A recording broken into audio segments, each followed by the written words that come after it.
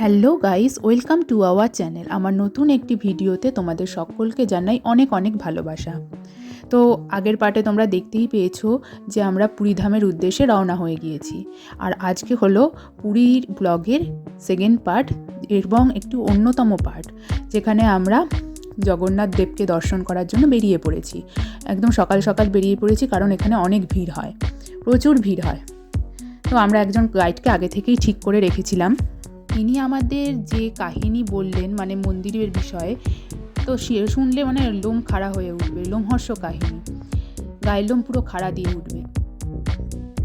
তো এখানে তো আর মন্দিরে মোবাইল ফোন অ্যালাউ নয়, তাই বাইরে থেকেই দেখিয়ে দিলাম ওই যে জগন্নাথ দেবের মন্দিরটা, ওই যে ধ্বজা উঠছে। তো এর নানা কাহিনী রয়েছে, তো সব কাহিনী তো এখানে বলা সম্ভব নয় এইটুকু ভিডিওর মধ্যে। যেমন রন্ধনশালা রয়েছে, যেখানে হাঁড়ির উপর হাঁড়ি দিয়ে রান্না করা হয়, এবং একটি আশ্চর্য বিষয় হলে এখানে তো সবই নোনা জল, কিন্তু এখানে যে মন্দিরের ভিতরে যে কুয়োটা রয়েছে অনেক নিচে, অনেক বড় কুয়ো, সেখানে কিন্তু মিষ্টি জলের। আর আমার এই যে দেখতেই পাচ্ছ, আমরা পুজো টুজো দিয়ে চলে এসেছি, এবং আমার এই যে আমাদের ভোগ প্রসাদও চলে এসেছে, এবং আমাদের মন্দিরে ঠাকুর দর্শন খুব ভালোভাবে হয়েছে। আমাদের যে গাইড ছিলেন তিনি অত্যাধিক ভালো ছিলেন, খুব ভালোভাবেই দর্শন করিয়েছেন। আমরা ভালোভাবেই জগন্নাথ দেবের দর্শন করে এসেছি।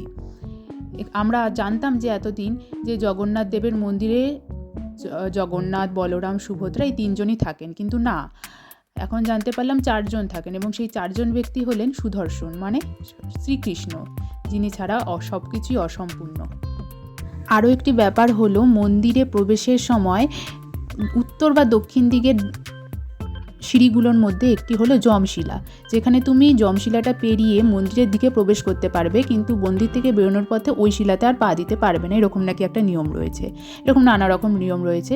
তবে হ্যাঁ, আমি একবার বলবো সবাইকে, সবাই তো অবশ্যই এই ধামে, পুরী ধামে যাবেন, নিশ্চয়ই যাবেন, তবে বয়স্ক এবং বাচ্চাদেরকে একটু সাবধানে রাখবেন, কারণ সেখানে ভক্তদের তো প্রচুর ভিড় হয়, তো ঠেলাঠেলি হয়ে যায় এবং কোনো রকমভাবে বিপর্যয়ও ঘটে যেতে পারে, তাই সবাই সবাইকে সাবধানে রাখবেন।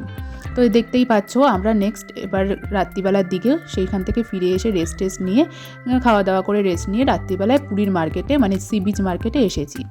এই দেখো আমার ছেলে ওর মামার সাথে কীরকম করছে, একটা ছুরি কিনেছে, ও হাতে আগে একটা ছুরি কিনে নিয়ে সবাইকে ছুরি দিয়ে মারছে, মামাকেও মারছে।